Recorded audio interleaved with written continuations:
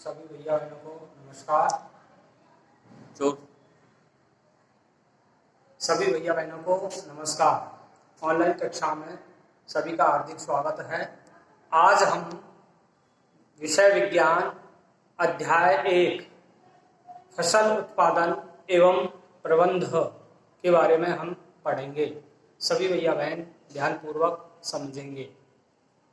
आप सभी जानते हैं कि सभी भैया बहन फसल उत्पादन एवं प्रबंध, फसल आप जानते हैं, फसल कहते हैं कि जब एक ही किस्म के पौधे किसी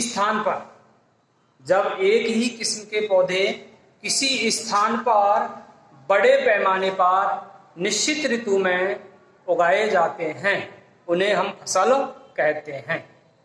अब अगला हमारा है उत्पादन।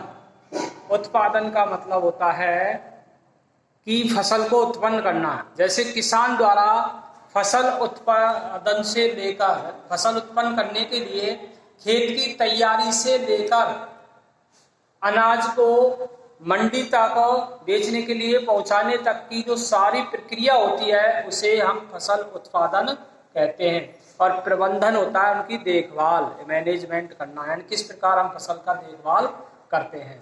तो इस अध्याय में हम पढ़ेंगे। आप सभी भैया बहन जानते हैं फसल उत्पादन एवं प्रबंध। तो हमें ऐसी आवश्यकता क्यों पड़ी फसल उत्पादन की? तो अधिकतर यहाँ पर हमारा जो भारत देश है जिसमें 70% कृषि होती है, कृषि पर आधारित है। तो सभी जीवों को अपने जीवन यापन करने हेतु भोजन की आवश्यकता होती है। पौधे अपना भोजन स्वयं बनाते हैं। मनुष्य सहित सभी जीव जंतु भोजन बनाने में असमर्थ होते हैं। पेड़ पौधों से ही अपना भोजन प्राप्त करते हैं और भोजन से सभी जीवों को ऊर्जा प्राप्त होती है। इस ऊर्जा का सभी जीव जंतु विभिन्न जैविक प्रक्रम जैसे पाचन, श्वसन एवं उत्सर्जन के संपादन में करते हैं।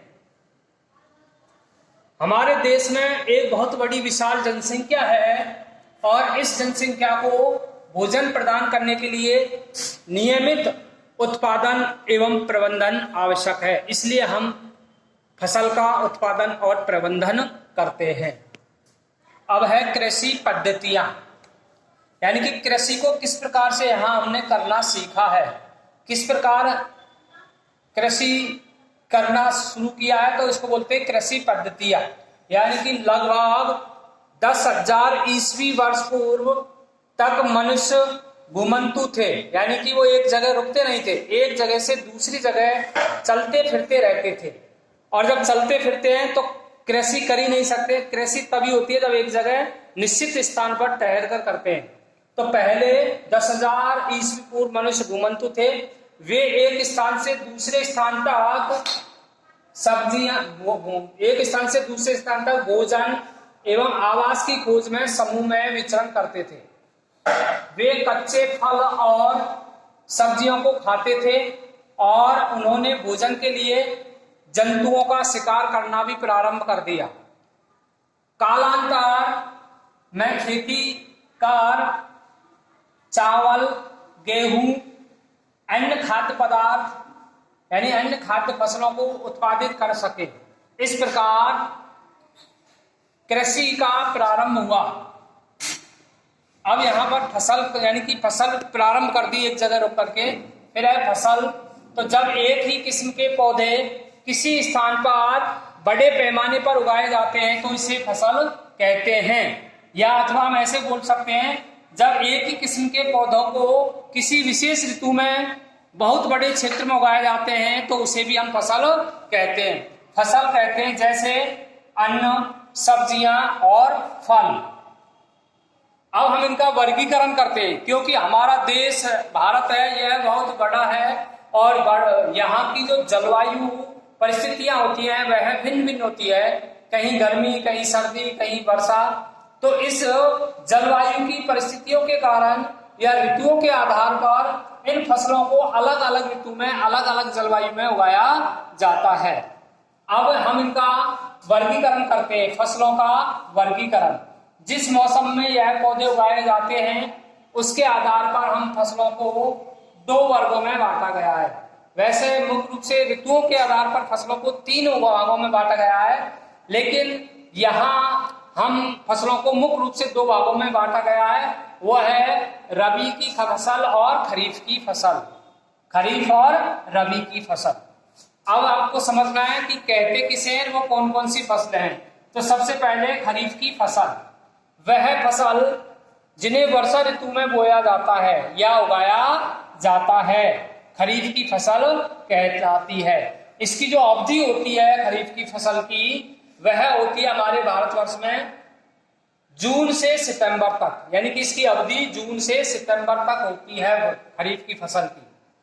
और इसके उदाहरण है खरीफ की फसल के ज्वार, बाजरा, मक्का, धान, सोयाबीन, कपास, मूंगफली आदि।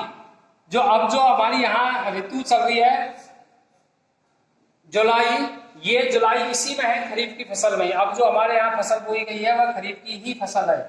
अब अगला आता है रबी की फसल। रबी की फसल को शीत ऋतु में उगाया जाता है, क्योंकि ये वर्षा पर आधारित नहीं है, इसको शीत ऋतु में उगाया जाता है। और इसकी जो अवधि होती है वह होती है अक्टूबर से मार्च तक। तो शीत ऋतु में उगाई जाने वाली फसल को रबी की फसल कहते हैं। अब सर्दियों में कौन कौन सी फसलें उगाई जाती हैं, जैसे गेहूं, जौ, सरसों, चना, मटर, अलसी आदि। इनके अलावा अभी हमने जो आपको दो वर्गों में बांटा है, लेकिन इनके अलावा कई स्थानों पर दालें और सब्जियां ग्रीष्म ऋतु, और ग्रीष्म ऋतु आते हैं अप्रैल से जून तक, ये इसकी अवधि होती है, इसमें भी उगाई जाती हैं। आधारित फसल पद्धतियां, या इसको बोलते हैं कृषि पद्धतियां या कृषि के चरण। फसल पद्धतियां, फसल उगाने के लिए किसान को अनेक क्रियाकलाप सामयिक अवधि में करने पड़ते हैं, इसे फसल पद्धतियां कहते हैं। जैसे फसल पद्धतियां या कृषि के चरण निम्न हैं। ये 7 चरण हैं, मुख्य रूप से 7 चरणों में बांटा है। सबसे पहला चरण है मिट्टी तैयार करना, अर्थात जुताई करना भी कहते हैं। दूसरा चरण आता है बुआई करना। तीसरा चरण आता है खाद एवं उर्वरक देना। चौथा चरण है सिंचाई करना। पांचवा है खरपतवार से सुरक्षा करना। छठा है कटाई करना, और सातवां है अनाज का भंडारण करना। अब जो कृषि के ये चरण हैं 7, इन 7 चरणों को हम अगले वीडियो में एक एक का विस्तार से समझाएंगे। सभी भैया बहन आज जितना पढ़ाया है इसको ध्यान पूर्वक 2-3 बार वीडियो को देखें और समझने की कोशिश करें। इसमें से अन्य महत्वपूर्ण प्रश्न भी बनाएं। धन्यवाद।